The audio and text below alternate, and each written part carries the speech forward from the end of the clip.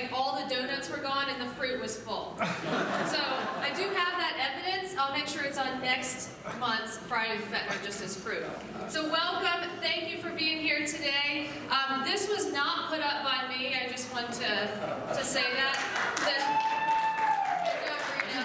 Lucy helped with this PowerPoint. I reviewed it yesterday and it had this like fabulous joke sign, and then Rita got to it this morning and this is what appeared. So, without further ado, I would like to thank the Weathermans for sending this to me via the Gawks. Via the Gawks, yep, I got it. So, here we go. A DEA agent stopped at a ranch in Texas and talked to an old rancher. He told the rancher, "I need to inspect your ranch for illegally grown drugs." The rancher said, "Okay, but don't go into that field over there," as he pointed to the location. The DEA agent verbally exploded and said, "Look, mister, I have the authority of the federal government with me." Reaching into his rear pocket, the arrogant officer removed his badge and proudly displayed it to the rancher. "See this badge here? This badge means I can go wherever I want, on any land, no questions asked, no answers given. Do you understand, old man?" The rancher kindly nodded, apologized, and went about his chores. Moments later, the rancher heard loud screams. He looked up and he saw the DEA agent running for his life, being chased by the rancher's big Santa Gertrudis bull. With every step, the bull was gaining ground on the officer, and it was likely that he'd sure enough get gore before he reached safety. The officer was clearly terrified. The old rancher threw down his tools, ran as fast as he could to the fence, and yelled at the top of his lungs, "Your badge! Show that badge to him!" So thank you, that was a good one. And that was not a bad joke. Now, skydiving is going to be tomorrow for some of us, and then we're going to have some spectators. I do have a joke, I have two jokes actually. What's the hardest thing about skydiving? The ground. And this is my kind of joke right here. What got the apple into skydiving? What got the apple into skydiving? Peer pressure. Yeah! That's my kind of joke, and that's kind of what got me into skydiving tomorrow, too, anyway. So, welcome everybody again. Thank you for being here. I have the privilege of being your executive director, Elizabeth Ann, also go by EA. I'm looking around the room. I believe I have met everybody that is here today. We've had so many new wonderful residents move in. I actually just saw maybe one or two that I haven't, so I look forward to catching up with y'all after this meeting. Thank you for joining us. We have this every month, usually on the first Friday of the month, but because of the holiday, we're on the second here. So our agenda for today, we are going to recognize our Associate of the Month. We're going to go through some department updates, hear from your resident council president, and then we'll wrap up with questions. Sound good? All righty. Without further ado, we are going to recognize Nancy Burkholz. Come on up here. Everybody knows Nancy. So, congratulations, Nancy. You're welcome. Here you go. Nancy has been with us since April of 2017. Got that bag for you. There were some goodies. And as I said, everybody knows Nancy because she welcomes you at the marketing office. Not sure, but if you've seen her every event we have, she is greeting our guests that are coming in, as well as sending them off with well wishes. We had a significant event, the Walleye event in June, which Nancy was all over on top of, and it really epitomizes hospitality. And so she was recognized for that event, along with just in general being that welcoming face of marketing, and with all of you and fellow coworkers. So Nancy, congratulations, well deserved, and thank you.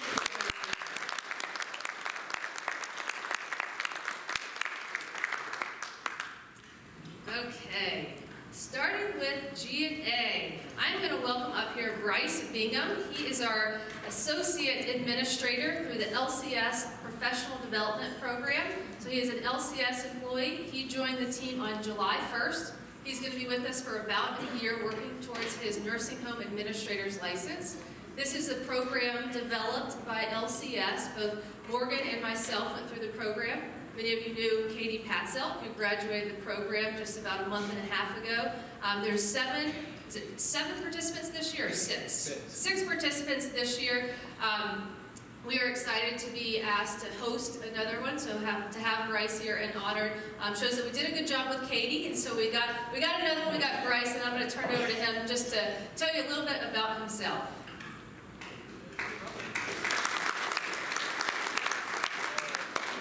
Good morning, y'all. My name is Bryce. I'm privileged to introduce myself here this morning. I grew up in La Crosse, Wisconsin. Recently graduated this May from the University of Wisconsin-Eau Claire, the alma mater of Morgan, your administrator.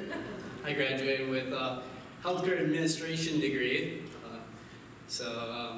Let's see. Some of my interests are hockey. I played for 14 years. Fishing, hunting, golfing, anything to do really with outdoors. But I also want to kind of throw out there, I'm pretty lucky at cribbage and euchre. So if anyone is looking for a partner, I'm always down to play. But I'm really excited for this year to learn from EA, Morgan, the whole associate cast of Trillium Woods. But I'm also really excited to learn from all of you and get to know all of you. So thank you again. Tell them about your birthday. Oh, so my birthday was past Tuesday. So thank you again. So he turned 23 on Tuesday, and Morgan and I took him to Bar Bingo at Pub 42 because we felt like we had to celebrate with him, and we actually won the first game, $42, split 3 ways. So we're glad to have you here, Bryce. Resident Satisfaction Survey. Some of you may recall taking this back in 2017. It's done every other year. So this year, actually in the fall, we are going to do another Resident Satisfaction Survey. More to come on that. Rita is leading the efforts to make sure that we're giving you an opportunity to provide that feedback. We use an outside company, same one that we use actually for our Associate Engagement Survey too.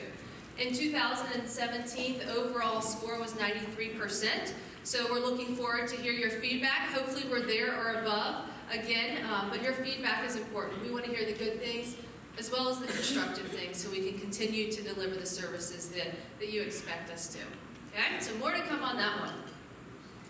G&A, we also, the last meeting, mentioned that Morgan and I were attending a business line meeting in Milwaukee in June. So we went, it was 2.5 full days in Milwaukee with our business line, which is about 12 different communities that are for-profit and LCS has ownership in.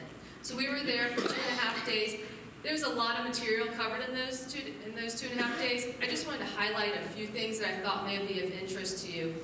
Sales First is an initiative that LCS developed a program, training, really geared towards developing the Sales First culture at communities. And that was about 1.5 years ago that they rolled this out at communities, starting at the executive director level, the sales team, with the intent of the executive director to share that across the entire community as it relates to the staff.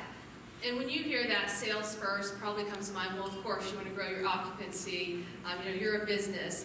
However, the purpose of Sales First, the way that we really look at it, is LCS exists to enhance the lives of seniors. So in our communities, we believe that seniors live better, more balanced lives. We believe it's our duty to motivate and inspire seniors to move to our communities versus remaining in their homes. So we may look at our occupancy numbers and we want to get to that 90%, and we're at 170 plus residents, but at the end of the day, we look at it as people are coming into Trillium Woods, that's another life that we can impact in a positive way. And so with the Sales First culture, we wanted to really hit home to the fact that all of our team members, regardless if the team member is in housekeeping, maintenance, if they're a sales counselor, we all have a role in bringing new residents in so we can positively impact their life. So with this program and this culture, we've started to really nurture it here at Trillium Woods over the last year. This particular presentation that Warren Nabiowski talked about was what are some strategies and ways that communities are already implementing that program to build the sales first culture in their community. So we got some takeaways from that. We've been doing a lot of things here at Trillium Woods in terms of, we've been taking tours from the mindset of an adult daughter or a resident. So doing that with our department directors so they could see, when we invite guests in, what does our area look like and what is that first impression? Same where, if someone's driving up to Trillium Woods and we've got all these dead trees out there and our landscape isn't taken care of, I mean, if you can't take care of your landscaping, how do I feel about how they're going to take care of my parents? Or how is it going to be living here? And so those type of things are important, and that's just one simple example. We want to identify through Sales First, how can we enhance that experience for folks that are coming in to learn about the community, but we also want to recognize our associates when we're doing a great job and when we are hitting those numbers and bringing those residents in. Most recently, we were celebrating 10 closings. I wish we've had a lot more than that this year, but with, thank you. We had a goal after 10 closings that each associate would get a smoothie coupon or a free meal coupon. And so the associates were recognized with that. We've got some things in our break room that share how we're doing towards our goals. So a lot more from that presentation, but just wanted to give you some feedback on the sales first culture that we have here at Trillium Woods and amongst the organization. So Warren presented on that one. Another hot topic, safety. We want a safe work environment for our team members. We want to create a safe work culture. So we had two presenters, Candy Ollinger, thank you, last name. She's one of our safety advisors with LCS. She actually came to the community in the fall and did a presentation with department directors. She presented at this conference and just touched on some other safety initiatives, one of which I'm really excited about. This is a safety alert form. We're going to get this kicked off within our division. And so you can see here at the top left, we've kind of got a wooden boardwalk here up to a large dumpster, which the height on it too is a little bit low where team members have to take trash and dump it over. The point of this is as you're around with your safety committee at the community, if you identify areas that could be slip, trip, or work hazardous areas and correct them, then you submit it to Candy, and she shares that with other communities just to see, sharing best practices, make you think, is there anything in my community that could be hazardous similar to this? We had a safety committee meeting yesterday, and I've got the green shirt here because I know y'all seen recently, last several months, folks that wear these green shirts. They're part of the Trillium Woods Safety Committee. And we had an awesome meeting yesterday. It was probably one of the best meetings that we had. We've got some really engaged team members.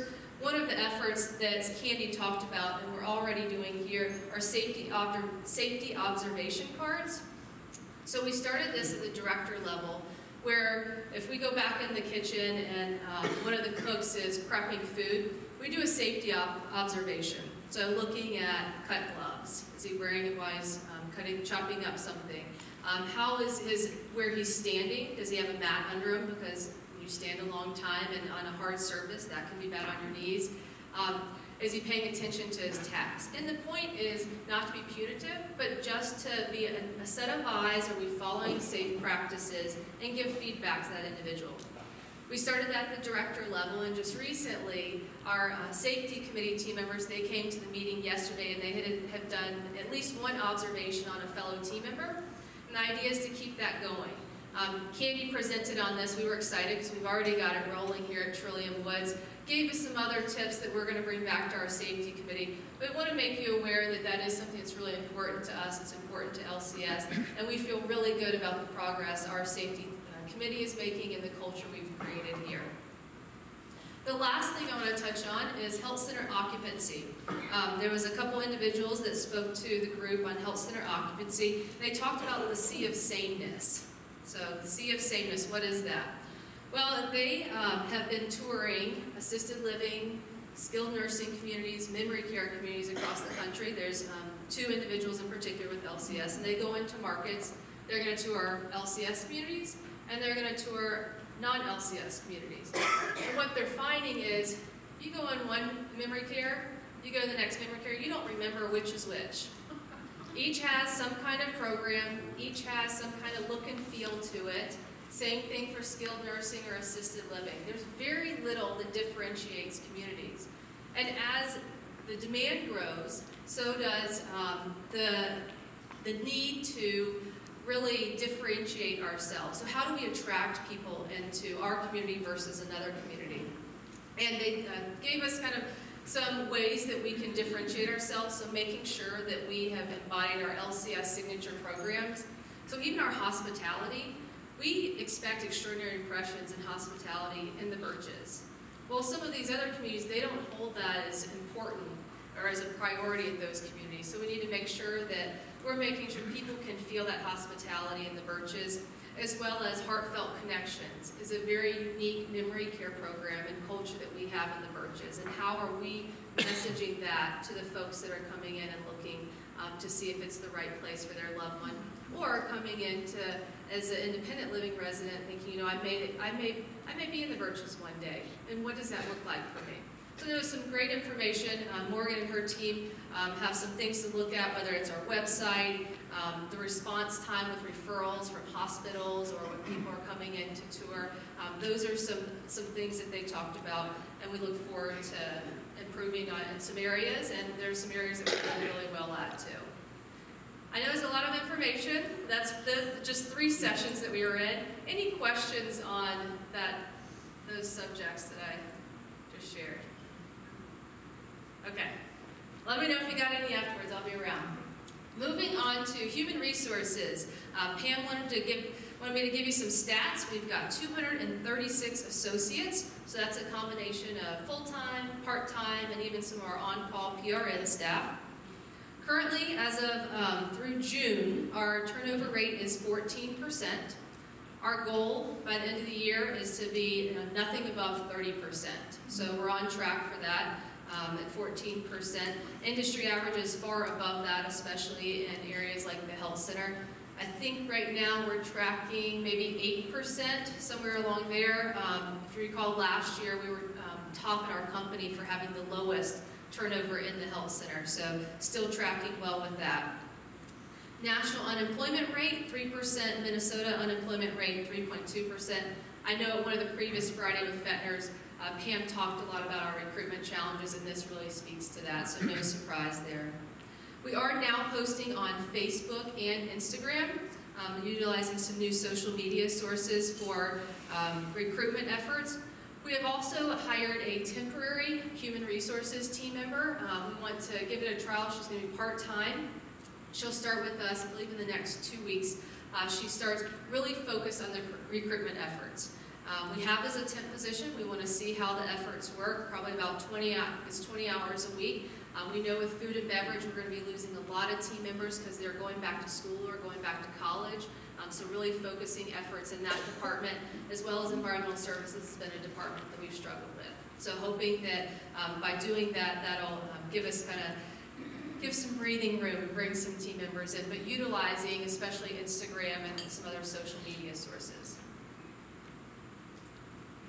Safety, talked a lot about that safety. Each month in the safety committee, they choose a 5-minute safety talk.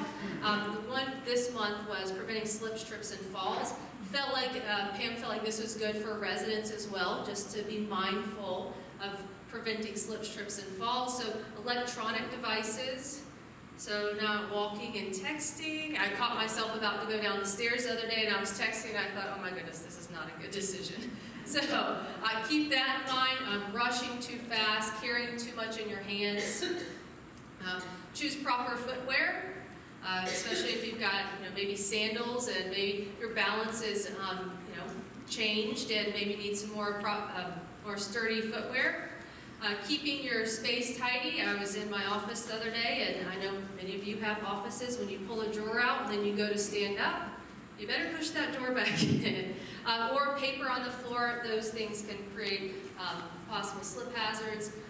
Fall-proof your home. I know that Carrie has done a lot of information and education on rugs and how those can create trip hazards. Around the campus, you'll notice that just this week they've worked on the front entrance. I apologize, I know it's kind of, when I came in this morning, I thought, okay, one, don't hit the cones, and two, you can go on the opposite side, so we've got one lane in our front entrance.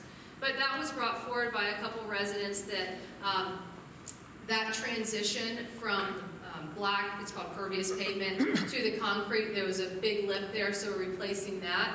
We have identified many places around the campus where the concrete has moved. Some of it's going to have to be jacked up, replaced, some of it will be shaved down. We've done a thorough walkthrough about a month ago on all of those. The contract was signed 2 weeks ago. We're just working on scheduling for them to come out and work on those sidewalks. So please be aware of that, though, as you're walking about the campus. Feel like we did a really good job of identifying all the spots. Josh did several walkthroughs, and then Corey and Josh and I did a walkthrough too. So I think we've identified them all, but we're waiting on the schedule. Community Life Services. Originally, there were 3 slides for Community Life Services listing the activities. And I said, Laura, we got to dwindle it down a little bit here. So these are the ones that she wanted to highlight. Skydiving and spectators tomorrow. Y'all want to wish us good luck? Raise your hand if you're skydiving tomorrow, just so everybody knows. There we go. Right. Thank you. If you are religious and want to say a prayer, we'll take that. Auditorium events. We've got here on Sunday the Accent Brass Quintet. Say that right? On the 22nd, on Monday, the 50th anniversary of the moon landing. So that David Jones will be here. Outdoor activities. Sam's soccer game. That's going to be a good one. So Wednesday, July 17th. Active Adventures at Eastman Nature Center on Thursday, July 18th. We've also got, looks like a birding stroll on Thursday the 25th and mini golf on the 29th. Who's going to take that prize on the lowest score for mini golf? Anybody? There are no low scores, that's true. Thank you, I like that. That makes me feel better about mine. Paisley Park Tour, Thursday, August 15th. Paisley Park is Prince's extraordinary private estate and production complex in Chanhassen. Who's been there before? Okay, Ladners have been there. Tony? Okay. Well, it is going to be taking the tour on August 15th, departing at 1:45. It's $58. It's a bit pricey, but Tony, is it worth it? I think so. Think so? Okay. Ladners shaking their head. What did he say? Oh, I didn't pay. Oh, well. Well, if you go, let us know how it is, but it sounds like an extraordinary tour, so. Food and beverage. We got some updates. Cafe menu. I was checking that out yesterday. The board's been updated. It looks delicious. Anybody tried it yet? Got some orders from the cafe menu? Brewers? We good? Okay. Some new options there. Salads to go. If you haven't checked out the freezer, it's filled with even like a Snickers ice cream bar. I saw that. Lots of ice cream, soups, some tenderloins. Please take a look at that. Hopefully you'll find some things that you like there. If you have suggestions, I know the team is welcoming those. Brenda came and saw me right before I walked up here and said, please put a plug in for the travel mugs. So if you go in the cafe regularly and have coffee, she does have a place where you can store your coffee mug, and it saves on the environment from the cups. So if you go there regularly, she encourages you to bring your coffee mug in. They'll wash them and everything and put it back under the cabinet for you if you like to do that. Carry out meals. Those are available if you want to get them from the independent living kitchen, so it's a dining room versus the cafe. If you want to order from the main menu, you can order the carry out now from the pub. So the staff in the pub can take those orders versus where we were doing it in the cafe. It has a separate menu now, but you can still order off the dining room menu. It just needs to be out of the pub. The month-end dining dollars, Matt just wanted me to share with you. I mentioned all those new items we've got in the cooler. Feel free to use your dining dollars towards that or even the catering menu. Name the restaurant. There's a lot of great suggestions for naming the restaurant, then maybe some others. I think mine was on the some others list too. The staff actually is going to participate in that. We've got about a week to turn in our entries, and then the week of July 25th, everyone will have a ballot in their mailbox, and you can vote on naming the dining room. So I think he's going to either provide 2 or 3 different options, and then we'll tally those and see what our new dining room name will be. Appreciate the Food and Beverage Committee for helping and giving feedback on that process too. Any questions on, I've covered community life services and food and beverage, and I haven't taken a breath. Anything come to mind? Okay. Health and Wellness Navigator. Carrie wanted me to report Health Drive has taken over from on-site. Do apologize, this transition has not been so smooth. We've kind of been at their mercy, but we are happy to report that they have kept on. So this is Health Drive is now providing podiatry services. Dr. Jones, Dr. David Jones, who was with On-Site, is staying with Health Drive, has transitioned to Health Drive because On-Site no longer exists. They sold the company to Health Drive. I see, Dennis, I see your thumb going up. Carrie really did voice how important that was for consistency. I really like this podiatrist. So he's now a Health Drive employee. He'll be here on Monday, July 15th, and Friday, July 19th, and that's to make up for the time that was canceled in June. If you would like an appointment, please sign up in the book at the front desk under the Wellness tab. He's currently limited to seeing 15 patients per visit, and that's because as they make this transition, of course, a new company has different standards, and they want to make sure that they're not doing too much too soon, and that they slowly implement and kind of bring those numbers up. I think the normal number is almost double that he usually sees in a visit, but they just have to do a little bit differently in this introductory period. Health Drive, they are getting licenses for audiology, dental, and vision services. Because they're a new company in this area, they have to go out and get those licenses. That does take a little bit of time. When we met with them 2 weeks ago, Morgan and I were part of that meeting. I think over the next 90 days, they'll have those in place and can start offering those services, but just not yet. Unfortunately, they're not offering dermatology services. I know some of you took advantage with On-Site. They had a dermatologist that would come to the clinic just down the hallway here. Don't have a good solution for that right now. There weren't a ton of residents that took advantage of it, but there were some.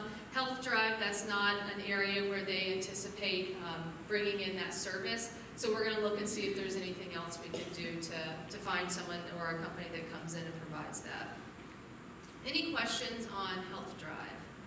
Yes, ma'am.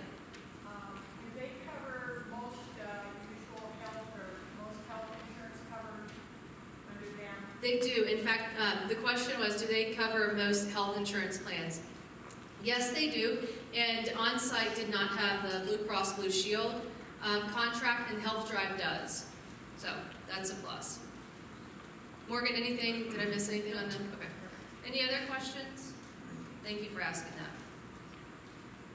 Plant operations, the domestic hot water. Fortunately, to my knowledge, we haven't had any issues in the last, it's probably been 45 days, maybe even 60 since the cold water is supposed to come out cold. It was coming out hot, but it's been about 60 days. Haven't heard anything.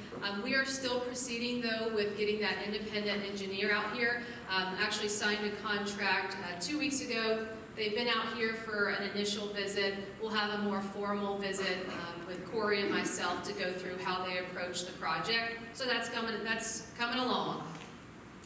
Elevator update. I know another not fun topic. Elevator, if you recall, we've been really trying to identify what's the root cause. Was there a problem at install? We've ruled that out. There was no problem with the installation.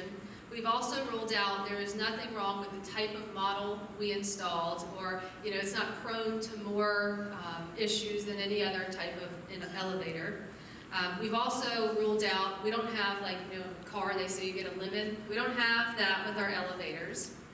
The last thing, which Tisson, who services our elevators, they're not coming out right saying this, but is it really the upkeep and maintenance and the preventive? maintenance that has or hasn't been done, and the technician that comes out to provide the service. That was our last root cause. If we've ruled out the other ones, kind of go towards that. Fortunately, there hasn't been any major downtime recently for the elevators.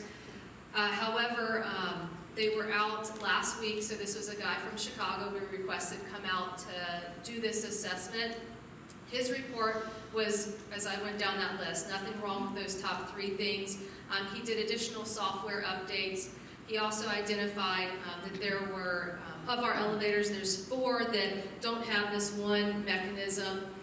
Although it doesn't really affect how it operates, it does track the operations in a system where they can review it and just review how the elevator is operating and see if there's anything they can identify that may be a little bit off and be a bit more proactive. They've ordered 4 of those mechanisms for the elevators that don't have them.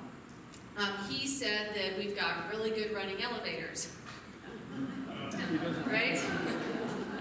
And, my question was, these software updates, every time someone comes out, they're doing software updates. So, what is the difference? And I learned, share with you all, that with these software updates, if there isn't a major problem, it's kind of like a software update with your computer.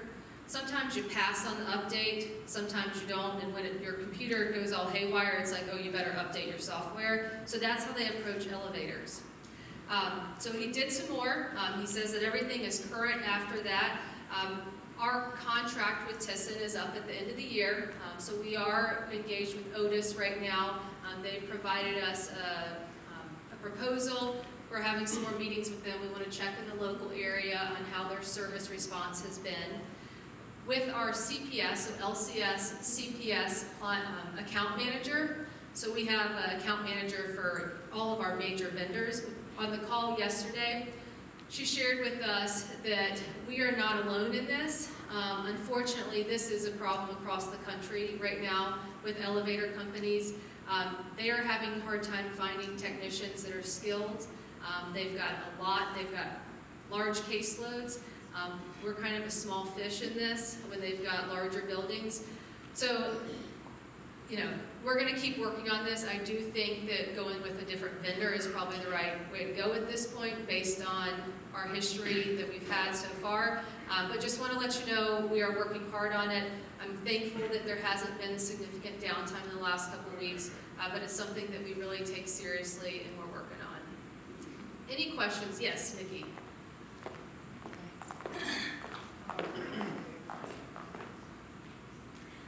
I am so happy that you're talking about this because, okay, can I stand up? Okay, it's 10:30 at night. I've got my dog to take her outside. We're in the elevator, and it stopped somewhere, and it's not where I wanted it to stop. I'm stuck in this elevator. What do I do?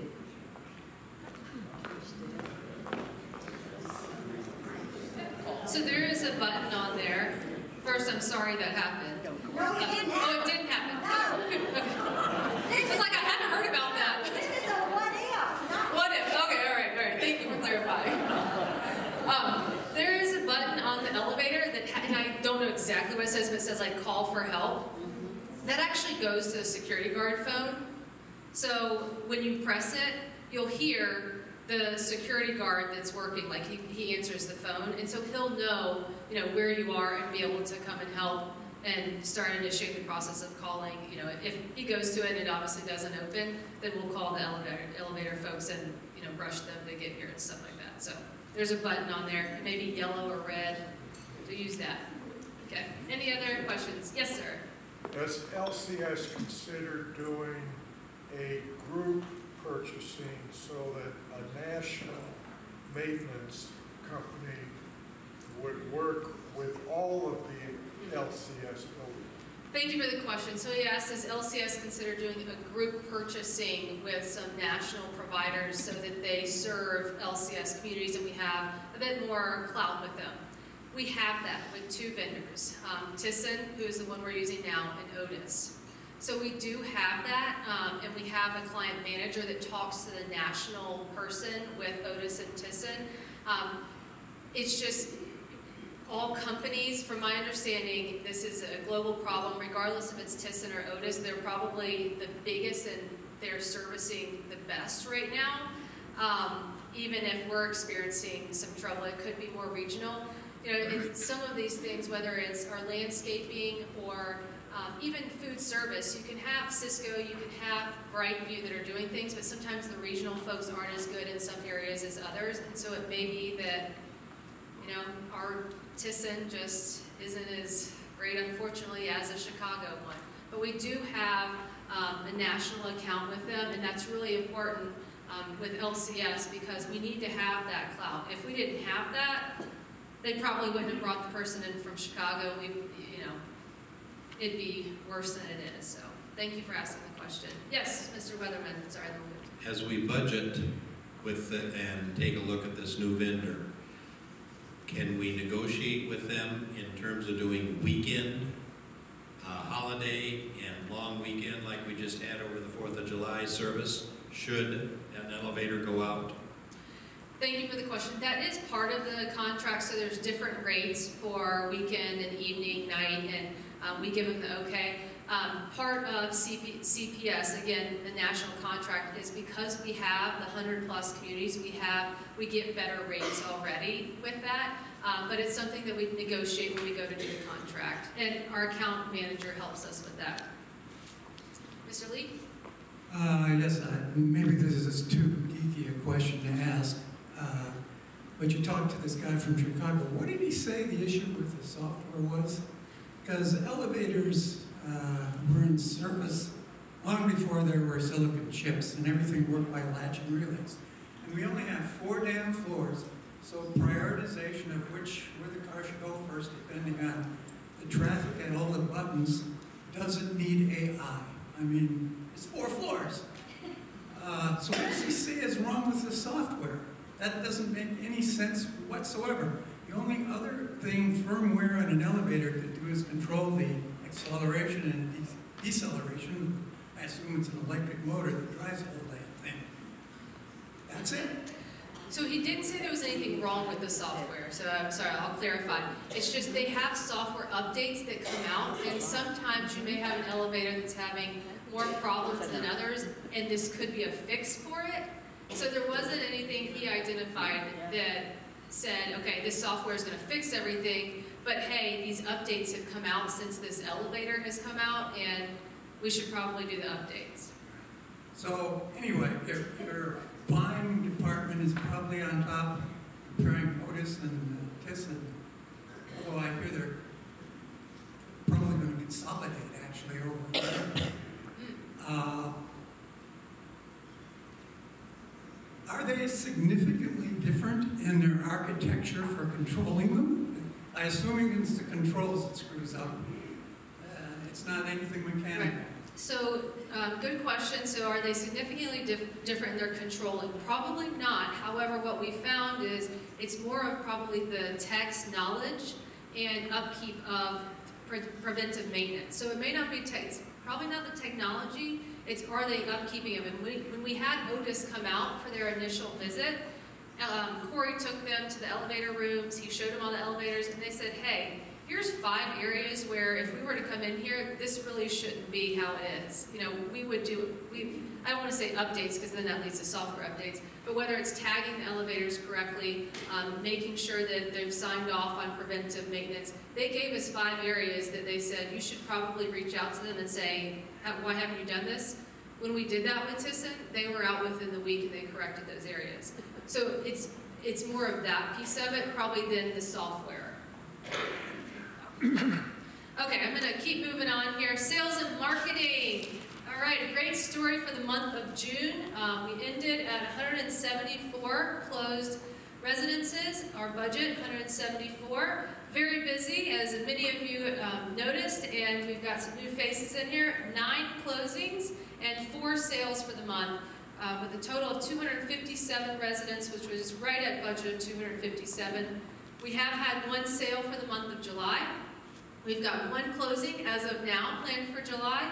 And when we look at 174 closed plus 4 sales, that have occurred that have not been closed yet, we're at a total of 178 sold, which is right at 85%. So we're very excited about that. We've actually got the sales and marketing team in the back there, so congratulations to them. Thank you all for being a part of helping to grow our occupancy. Our next event that we have coming up is the cookout, which is next Thursday, the 18th, from 4:30 to 6:30. As long as you are inviting a friend to come, this is a referral event, a friend or family member that potentially could have interest in Trillium Woods, then you can come to this event. Nancy actually has the invites, so you can stop in, see her, give us the name of that person. Similar to how we had a breakfast a couple months ago. We would love for them to join us for that event. Following that, we have Terrence O'Malley. Terrence came 2 years ago and presented on the financial aspects of life care. Very well received. He's going to come back on Thursday, August 15th for a large event here at the community. Now, look at these referral numbers. So we started the year, that's right, a goal of 230. We're at 123. All right, I don't know about those blowers, but they're trying back there. So this past month, these are the folks that have provided some names of folks, or maybe even brought people in for dinner, invited them to an event. The Rosses, we've got the Christies, the McCarries, Rusty Huff, the Bonnie Wells, the Willits, and the Youngbloods. Thank you very much for providing your friends' names and getting them interested in Trillium Woods. We are 53% of our goal complete. Thank you very much. Oh, okay. Awesome. Now, huge thank you. We've had this slide up there. Sometimes we've got names, sometimes we haven't had any yet, but this time it is a full slide. So these folks have actually brought people into the community, and then they have now moved in. So we've got our sales and marketing team back there that's recognizing them. I'm going to start here. So Mal Moore brought in Jack and Pat Thompson. Welcome to the Thompsons. I'm looking around. Lauren Lure brought us the Finks. Jada Minner Johnson, Harold Prowse, Beth Burns, Joe Rogers, Joni Dayton and Rusty Huff, Nancy Aldridge. I know, are y'all looking for them? Probably. I'm sorry, I should have said raise your hand if you're here. Oh, there's Jane Johnson. There we go. All right.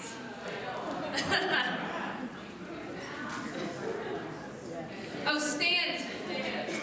They just handed me something that says, please ask them to stand. Well, I didn't read it. I apologize. We got everybody Rusty in here? Oh, man, okay. Jody Dayton? That always happens, right? When there's 100 plus other people here. But Beth Burns? All right. Well, thank you all. We're excited to have these new residents join us. Really appreciate your participation, especially at the Walleye event, opening up the community and participating in that event. It was a great day. So. Any questions on my report? Thank you, sales and marketing team.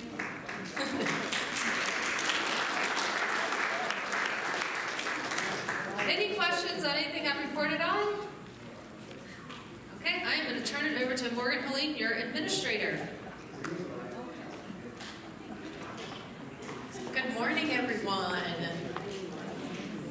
I'm going to have to cozy up to someone who's got one of those giant Reese's after this meeting, I think. Those look pretty good. Well, I am here for your update on the Burgess Health Center. So we'll take a quick look at our occupancy for the Burgess for the month. Up here you will see that our occupancy came in, again, a bit under budget from where we wanted to be, both overall and actually this month as it related to our Medicare therapy population that comes into the building. So just wanted to touch on that quickly because as EA mentioned at the beginning of the presentation, when we were in Milwaukee, this was one of our hot topics of conversation. For us at the Burgess and at Trillium Woods, we want to always have rooms available for our Trillium Woods residents who may need them. But the goal is to keep you healthy and in your apartment and fill those beds with other people who are coming in and utilizing the Burgess for short-term therapy. And that's the piece where we have been struggling in the last couple months to get people in. So that marketing conversation we had in Milwaukee was really helpful to brainstorm ideas of what our other LCS partners are doing in other markets that they're in. So as EA mentioned, we do have some ideas that we're going to take a look at. We're going to try and do some really focused marketing to our social workers that are discharging residents from the hospital. We have a lot of discharge planners at the hospitals around who love the Birches, who know the Birches and the care that we provide. So we want to market to those who are new. We're hearing a lot of new names on the phone recently. So taking a look at those, we're going to try and call and get a list of all the discharge planners so that we can really target them and sell the services that the Birches provides, as well as some other areas. So hoping that next time I show you these numbers up here on